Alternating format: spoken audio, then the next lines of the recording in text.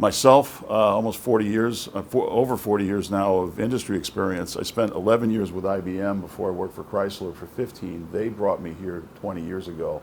And I stayed because I saw the potential of what this market could, not only what it was becoming, but what it has now become and how important that is for the future of mobility. I did write about that in the book, Selling to China. This is a book that was compiled by the former president of the American Chamber of Commerce here in China, Kirk Gibbs. It's a compilation. It has stories from different industries. So I was asked to write about the automotive industry, and my chapter is the race to a sustainable future. And I use the word sustainable with a double meaning. It's sustainable in this, we tend to think of sustainability as in the environmental context, but what we're really talking about is your business sustainable in all of its context, right? Is it sustainable as a profit-making enterprise, not just as a doing good for the economy, which is what we typically think, or the environment, is what we typically think of the word sustainability. Anyway, that's, if you're interested in the book, happy to talk to you about that. It is available on the different platforms, or you can just talk to me about that if you'd like one. This is some of the reviews we've gotten from the former U.S. ambassador, from the former co-founder of NIO, Jack Cheng, and Georg Wuttke, the former president of the EU Chamber of Commerce here in China. Let me talk a little bit about what is going on in the industry, complementing very well what we just heard from the previous speaker. But if we put the importance of the industry in the context of sort of history, we need to think back to why mobility innovation is such a critical piece of the puzzle. And my thesis, and I talk about it in the book, is that mobility innovation has always been the hallmark of the advancement of civilization. The countries that were the innovators around mobilities were the ones that had the most thriving economies and the ones that could propel the development of civilization, of the economic development of civilization. Think back to the middle part of the 17th century. This painting, which hangs in a gallery in the Netherlands, is of the canal system in Amsterdam, and you could see wind power. You could see mobility on the canals. What made the Dutch a powerful nation, what made the Netherlands a powerful nation, was its ability to conduct commerce with the world. Right, it was a seafaring nation, but it could also bring those activities on shore with the canal systems that they built. If you fast forward a few centuries, it took another few hundred years to arrive at the Industrial Revolution, where we started to see factories which were producing goods that used the raw materials that were brought to the continent, in this case to England, again on seafaring vessels, right? So the countries that dominated the economic development of this period were the ones that could move things over the ocean, that could conduct mobility innovations. But throughout this time, the primary way to move on land was animal-based. You can see the horse was in the 17th century, the horse was still there in the 19th century as the primary means for human mobility. The primary means of powering the wheel was still animal-based. And that continued out to the latter part of the 19th century with the horse-drawn carriage, which was then superseded from a technology and innovation standpoint by the internal combustion engine in the middle 1880s. This was Carl Benz in Germany. But the real mobility innovation that really changed the world in the 20th century was the automobile.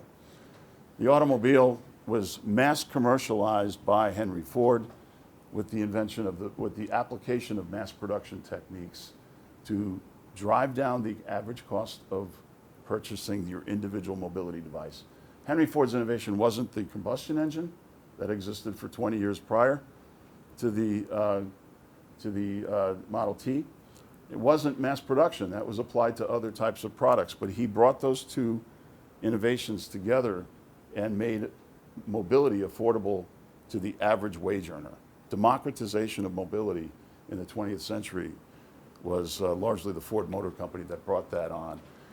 But through the 20th century, we evolved to what was called the golden era, the 1950s, when the car got bigger, was metal-based, not wood or not lighter weight materials, but heavier, because we learned how to power the wheel with the internal combustion, larger and larger and more innovative forms of internal combustion.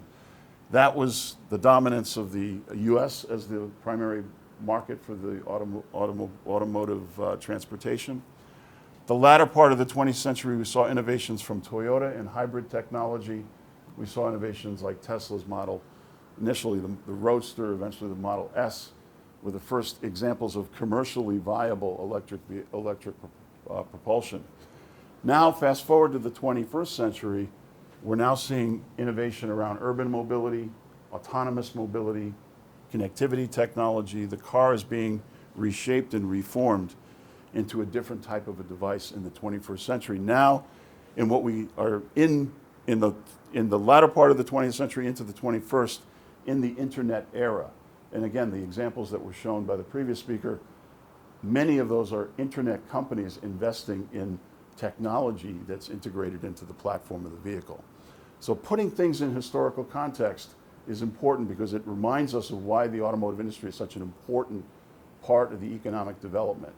The dominant powers that preceded the automobile were the seafaring nations, the nations that can open up commerce into their continent. The dominant power of the 20th century was the United States, which mass commercialized individual passenger cars and air travel, right? Commercialization of flight, the nationwide rail system, which 19th, 20th century innovations of the US. But when you think of the automotive industry, leaving the traditional auto industry, the flag, to carry innovation into the 21st century, when it relied on a technology invented in the 19th century, is probably too high an expectation. When you look at different industries and how the internet has exponentially changed, not just the way the devices were powered, but the way they were formed, right? The telecommunications sector evolved from a wall-based, analog-based exchange network to now a completely mobile wireless communications standard. Exponential change. Bandwidth and speed increasing as a result. Computer technology, I started my career at IBM, but the evolution of mobile computing, the personal computer, right? The software-based architecture and how that became the growth engine of the industry. You know, we're talking about orders of magnitude improvement, Moore's law applying to the, not only how the machine is configured, but also its entire purpose. The purpose of the phone is for communications. The purpose of the computer is to disseminate data and information. The democratization of which was transformative. And what really changed the game was the invention of software-based tools and the invention of chip-based technologies that powered these machines. That's happening in the car, but it's under the covers and you don't see it because on the outside, it looks exactly the same as it did 60 years ago. But on the inside, it's quite a different machine. It's on the inside powered by chips and software. And that's what we see happening in the 21st century now. The internet era is bringing on a different type of an automotive architecture. But when you look at China, and I talk about it in my book chapter, over the course of the 40 years since the opening of China to foreign investment, we saw the first Sino-foreign JVs enter China in the mid-1980s. One of them was my former company, Chrysler, with Beijing Jeep. The other was Shanghai Volkswagen. But there wasn't much happening in China until the WTO accession, which brought the floodgates of foreign investment, and China grew as a market from 1 million units a year to, by its peak over this recent year, about 30 million units a year of automobile production. The growth spurt that happened really in the 2001 to 2017 timeframe, and I describe some of the events that went on during those periods in the book chapter. From 2018 onward, though, we saw this shift in the market from being a growth market to being a technology scaler. And the path to electrification and the path to future mobility was opened up.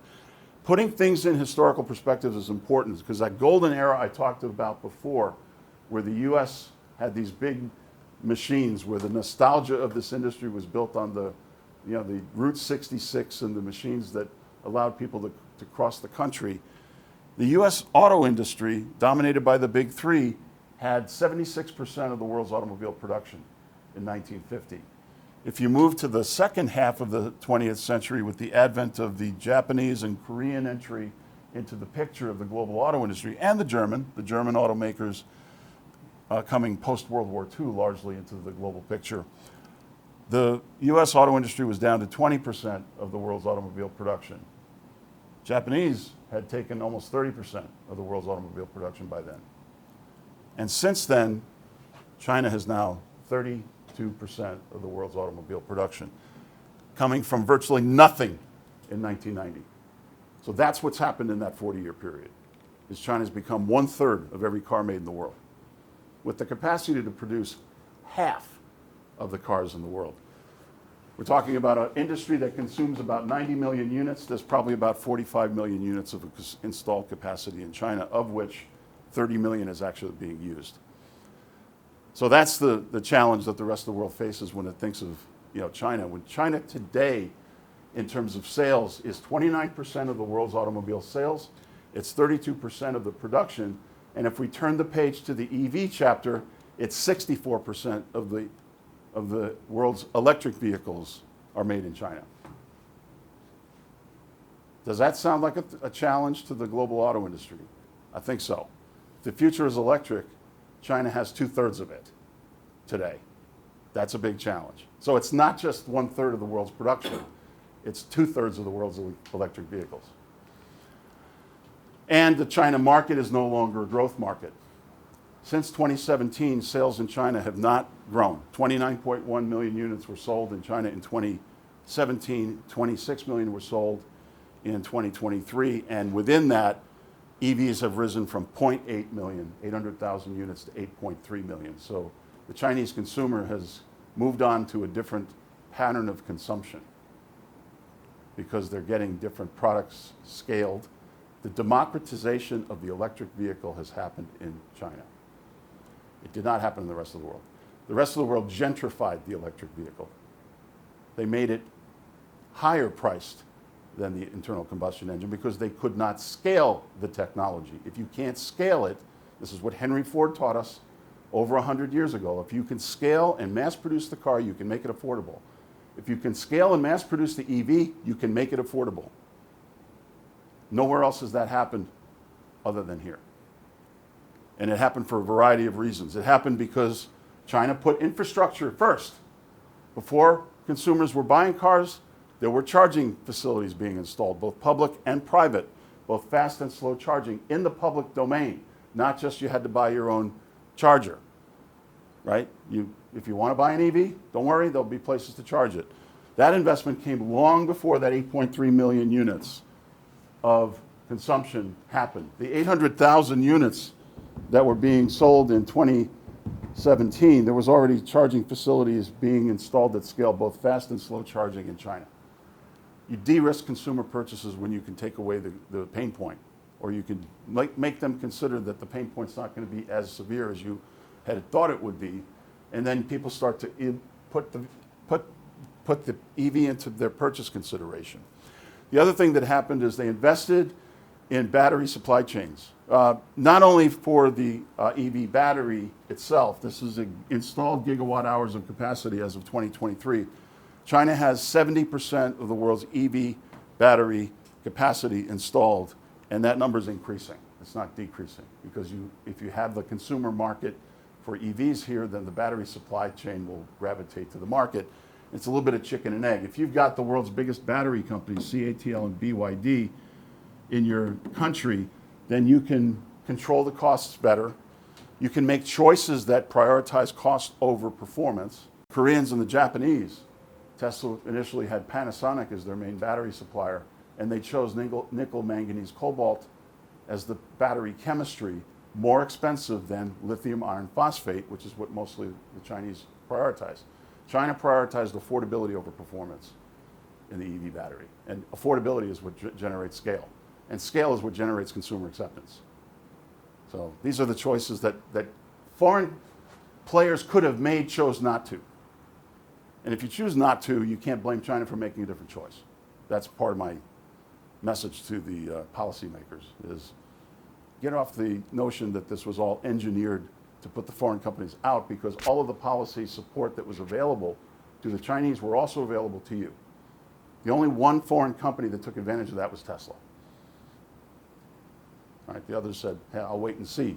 Problem with this industry is if you wait and see, you then find yourself a product cycle behind. If things change quickly, as they typically do in China, as things change quickly, every product that's on the road today was conceived 5 to 7 years ago. So if back here you were saying, I'm not sure about that EV market, or even if it does exist, I don't think the Chinese can convince the consumer to buy a Chinese product instead of a foreign product. Back then, Chinese consumers preferred foreign brands. They were making the better products. But as the EVs became available and affordable, and as the configuration of the product shifted to more of a technology spec, Chinese consumers said, hey, why not try the local brands? And now they're actually preferring the local brands. This month, July, past month, more EVs were sold than combustion engine powered vehicles in China. First month that ever happened. So we've seen a secular shift. By the way, this is shipments. So it includes the dilution effect of exports, because exporting from China is a number lower than this, but you could see the steady rise of NEV as a percentage of vehicle production. Now more than 1/3 of the cars made in China are new energy vehicles, and they come in multiple varieties. You can see plug-in hybrids, which are growing very rapidly, and battery electric vehicles, which is somewhat plateauing in terms of year-over-year demand. But plug-in hybrids are the high growth category. And I reference, in this chart, that Tesla was the company that really, Tesla, if EV required a spark for consumers to start to shop, it was Tesla that sparked, that turned over the consumer consideration. Because once Tesla had the Model Y in local production, or Model 3 first, once they launched the Model 3, Chinese consumers started shopping for the EV. It's like, here's a brand I recognize, it's known, Elon Musk is known, let's go look at EVs. And then they started realizing, hey, wait a minute, there's a whole lot of good Chinese products here. Let me think about those too. And they're more affordable. This is purchase consideration. So look at what's happened. It's now 85% of Chinese consumers will consider an EV purchase. 85%. And of that, you can see the decrease of the, if you look at the increase, definitely, highly likely, and possibly, it breaks down this way. So we're talking about a rather significant sea change. They're moving from possibly to high to definitely. The sea change in consumer consideration has happened. Now it's cool to buy an EV. It's less cool to buy a gasoline-powered vehicle. That's China. And as a result, the Chinese brands have been bumping up on the list of top 15 automakers. BYD now number 1, surpassing Volkswagen this year as a group company, not just as a brand. So this includes all the brands of the BYD family. This includes all the brands of the VW family. So Volkswagen, Skoda, Porsche, they're all in there. Audi, they're all in there. Geely, that includes all the brands of the Geely family. Geometry, Polestar, Volvo, Geely Group, Toyota, and Lexus. You can see what's happening though is the EV is what's causing the Chinese brands to promote higher. If you rank this purely ICE, you'd get a mix of foreign and Chinese, but you're getting mostly the rise of the Chinese brands on the back of the shift in consumer preference to EV. And the result of that is within that period of exponential growth of the EV, because the Chinese brands have them, they've gone from 64% foreign brand share to 37% foreign brand share of passenger vehicles. So a complete reversal of the consumer preference in favor of the Chinese brands. And that continues. This is just this year versus last year.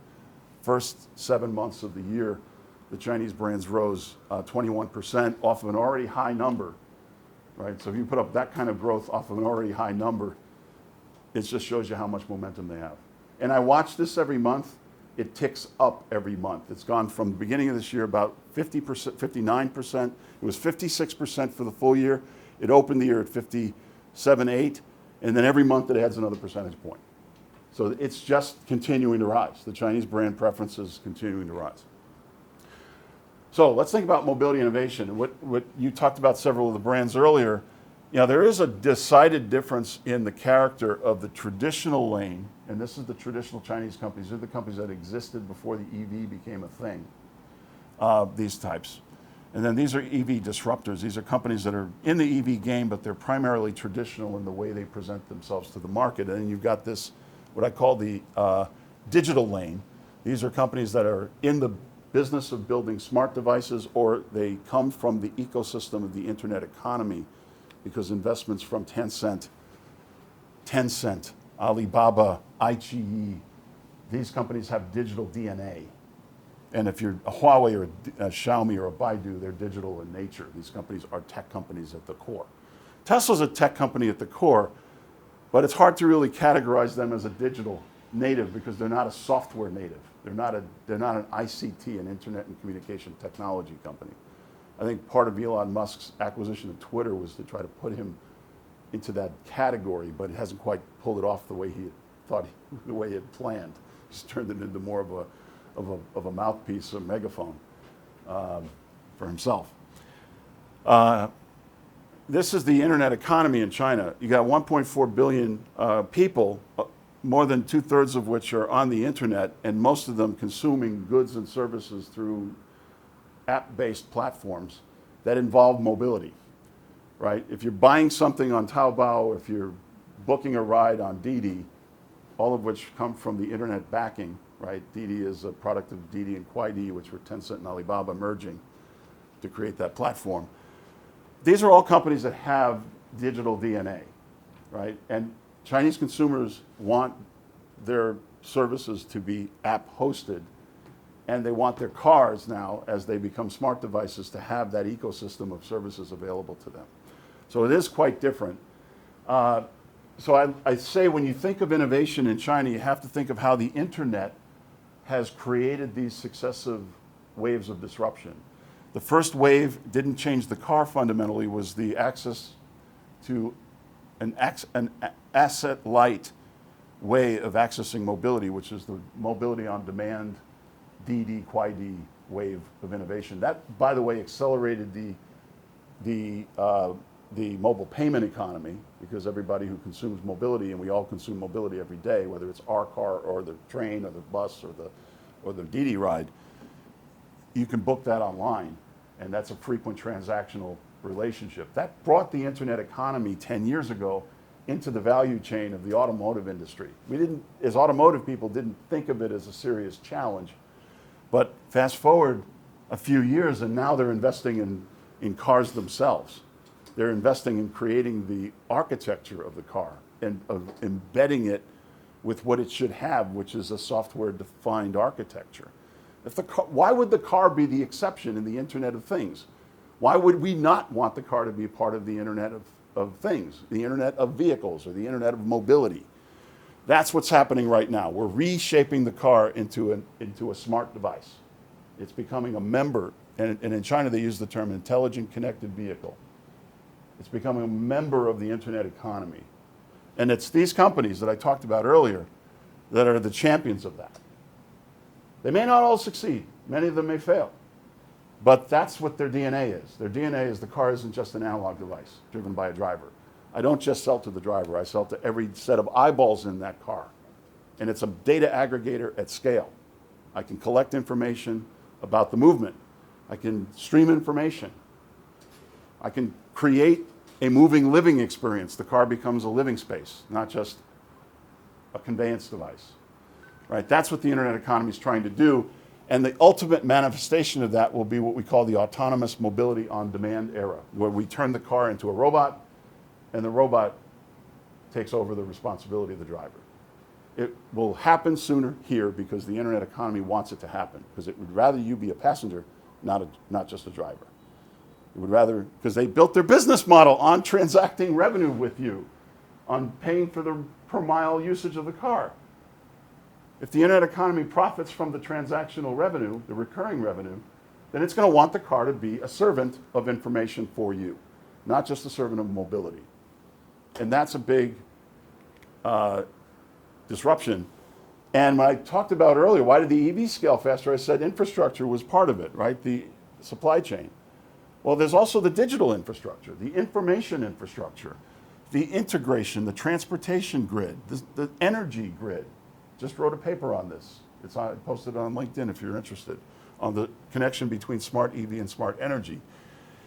And the innovation infrastructure for investing in the know-how, the brain power needed to develop these type of devices. This was published in the post-pandemic timeframe about 3 or 4 years ago. This was a vision, and I talk about it in the book chapter, of the 3 I's, sort of a government policy guiding investments into these sectors. What does the Internet of Mobility mean? It means turning the car from a hardware-based value chain that monetizes when sold and when serviced. That's the hardware business, that's the manufacturing business, to a user-centric ecosystem that still has a piece of hardware that's a smart device now, that monetizes through a variety of digitally hosted services. That's the internet and how it's reshaping the car. It's a user-centric ecosystem. What does it do? It aggregates data, it analyzes that data, and it monetizes through multiple app-hosted services.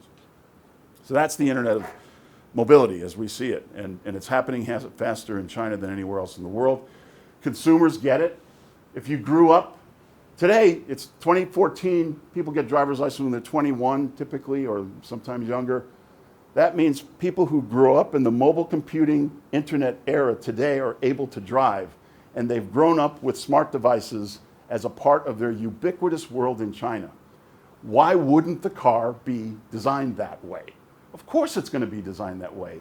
And if you present a vehicle with these types of features, what you're going to find is this is what's becoming the most important thing in the criteria for the buyer. This is data from China. Chinese consumers are looking for cars with these features. Voice recognition, large central control screens, over-the-air updates, active braking. You don't see a lot of 0 to 60 acceleration on here. The things that the Detroit and Wolfsburg and Gothenburg engineers typically prioritize is it's got to drive like crazy. Driving like crazy, you don't get to do that much in China. It's got to dispense data like crazy in China. It's got to be something you can brag about as a technology product. I drove a Nissan EV in Japan last week, and I was impressed by the car and the way it performed.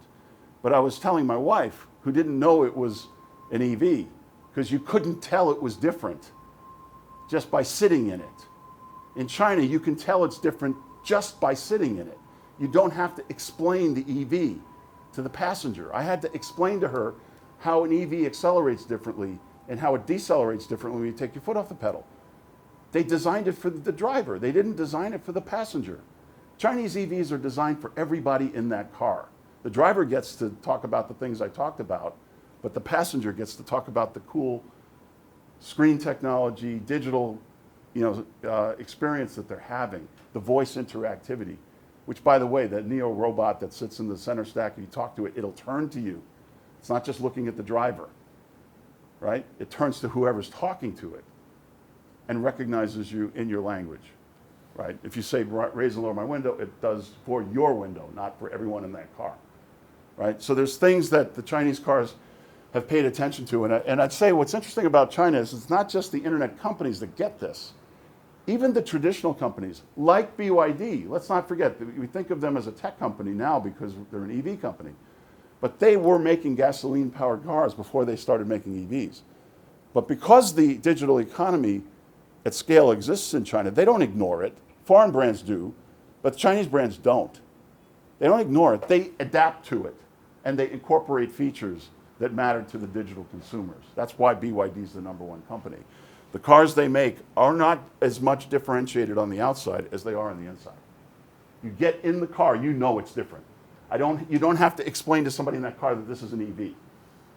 Because everything about the interior design, even if you're not driving it, screams technology. Screams technology. You're in a different world. You're in the 21st century now. I'm not carrying over a design concept from the golden era. Right? And this is the digital native companies, and that is definitely a smart device. If it's a Xiaomi, no, you're not going to question a smart device. You would question if it's not.